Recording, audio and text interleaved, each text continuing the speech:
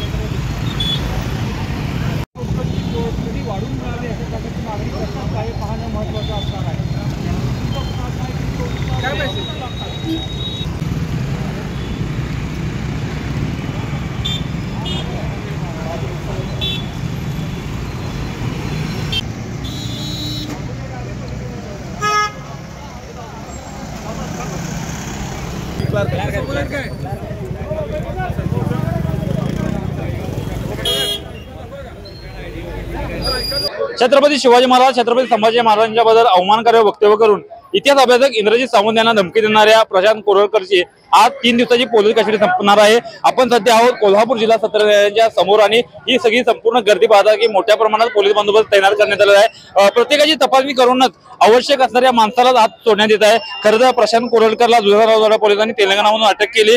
यामध्ये एलसीबीचा देखील समावेश होता आणि तो गेले महिनाभर फरार होता आणि 1 महिन्याच्या फरारानंतर कोल्हापूर पोलिसांनी त्याच्या मुसक्या आवळ्या आणि कोल्हापुरात दाखल केलं। त्यानंतर न्यायालयात हजर केलं तर न्यायालयाने त्याला 3 दिवसाची पोलीस कस्टडी सुनावली। त्यामध्ये शिवप्रेमी देखील आक्रमक झाले होते, कारण प्रशांत कोरळकर यांनी छत्रपती शिवाजी महाराज छत्रपती संभाजी महाराजांचा अपमानकारक यांच्याबद्दल वक्तव्य केलं होतं आणि याचमुळे शिवप्रेमी शिवभक्त संतापले होते। कोल्हापुरात देखील कोल्हापुरी पायतान दाखवून त्याचा निषेध व्यक्त करण्यात आला होता आणि त्यामुळे ही सगळी पोलिसांनी खबरदारी घेतलेली आहे। कोणत्याही प्रकारे अनुचित प्रकार घडू नये यासाठी मोठा बंदोबस्त देखील पोलिसांना तैनात करण्यात आलेला आहे। प्रत्येकाची कसून चौकशी करण्यात येत आहे। खरं तर थोड्या वेळापूर्वी कोल्हापूर न्यायालयात प्रशांत कोरळकरला पुन्हा एकदा कस्टडी संपणार म्हणून हजर केलेला आहे आणि आता यापुढे त्याला पुन्हा एकदा पोलीस कस्टडी मागणार का न्यायालयीन कोठडी मिळणार याकडे सगळ्यांचं लक्ष झालेलं आहे। तत्पूर्वी सगळ्या या परिसरात पोलिसांचा मोठा बंदोबस्त तैनात करण्यात आलेला आहे। श्रीकांत पाटील, नवराष्ट्र, कोल्हापूर।